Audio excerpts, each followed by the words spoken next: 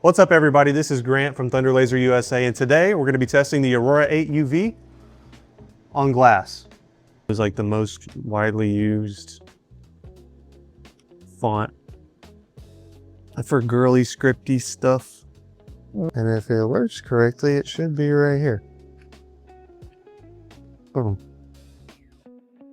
12/25/2025. Did you ever think you were going to be a graphic designer? I'm definitely not good enough. So no, I did not think so. And we can do that. Basically. They could cut it if you do enough passes. Okay. It was 2.72 inches for the engraving area. So I'm going to make this a little bit bigger than what I initially had. I'm going to go 2.25. I'm getting some black cardstock to set on the bed, so that whenever I frame the file, I can actually see what's going on. So back in Lightburn, I've got the file pre-made. I am going to now mirror it so that it's engraved backwards since we're engraving on the back. And the last thing I'm going to do is make sure I have the right settings. So in the material library, we've got some glass settings. There's two different options for engraving glass with the UV. One of them is a mid-depth, and then the other one is a surface engrave. I found that the mid-depth works the best for what I'm looking for, so that's what we're going to go with today. I'm going to assign those settings, send the file over to the machine, and boom, now we're framing it. Another thing I can do to make sure that it's completely within the engravable area is use this as my guide, so I know it can go up a hair. Still got plenty of room there. That's going to completely fit in it. I think that's pretty good for what we're doing today.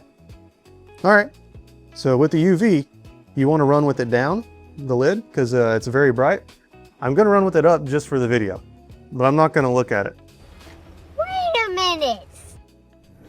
So the UV laser is going to be your best bet for engraving glass because it doesn't micro-shatter the glass to the same effect as a CO2. It might still shatter it a little bit, but it's such small fragments that you can't really tell. And it does a deeper engrave that's more smooth, which you'll see once we get done with this one.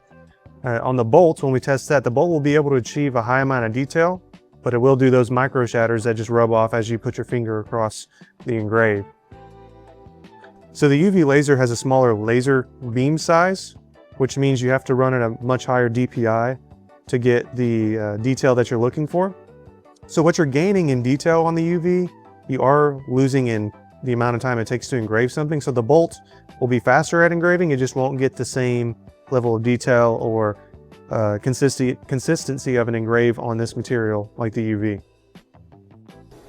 And the other thing about a UV is that this one is a 5 watt, and you do not change the power settings, you only change the speed, frequency, Q pulse, basically everything else. You cannot change the power. So it's 5 watts all the time. If you're looking to just mark the surface of something and not go very deep, you can go pretty fast. But if you're looking to get some depth like we are here, you have to slow down quite a bit because I'm not able to go from 5 watts to 100. I'm only doing 5 watts the whole time. All right, now that that's over, we're gonna take it out of the machine, give it a quick little wipe with the towel. And there we go. So now let's test the same thing on the Bolt and compare the results.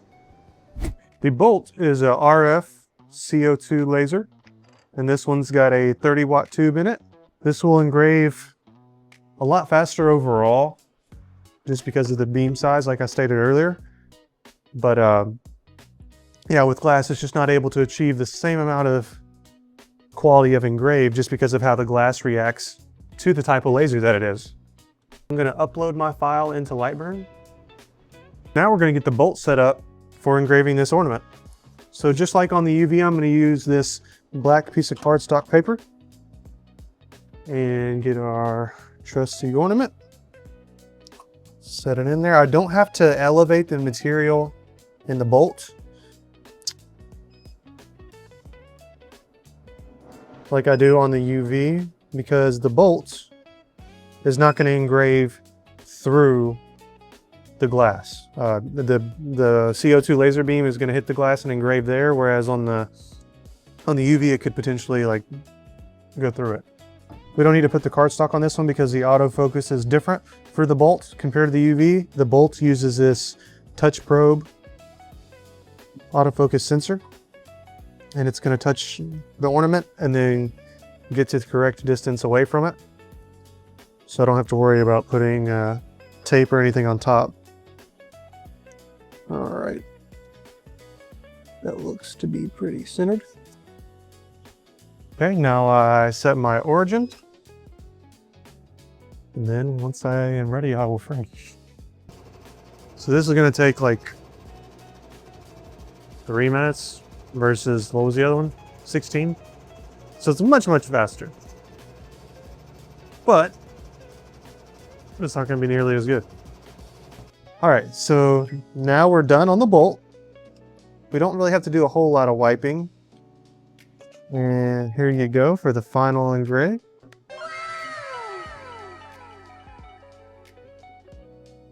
So when I rub my finger across this, I get these little micro shatters. And it's not a deep engrave, it's just on the surface. So let's compare this one to the UV. Okay, so we got the UV here on the left, and then the Bolt on the right, which is for CO2s. You can see there's a pretty clear difference between the two engraves. This would be acceptable, and it was much, much faster. It was 1 minute and 30 seconds to get this engraved, but you can tell that it's just not as white and clear as what the UV could do, although the UV did take about 15 minutes to get completed. So I hope this shows you guys that a UV laser is the best for engraving glass. There will be more UV content coming soon, so hit that subscribe button and stay tuned.